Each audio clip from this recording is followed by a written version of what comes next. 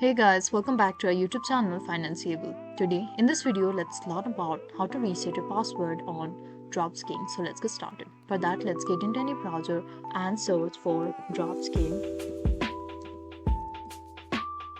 And let's get into this first link over here.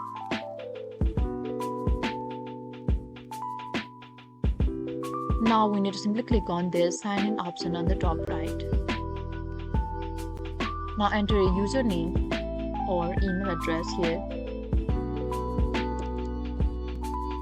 After that, we need to simply click on forget password option over here. We need to enter our email address here and simply click on reset password. After which, we'll get our resetting email in our email ID. After that, we need to simply click on that link and finally reset the password of DraftKings. So that was all. I hope you liked the video. Please do like and subscribe. Thanks for watching.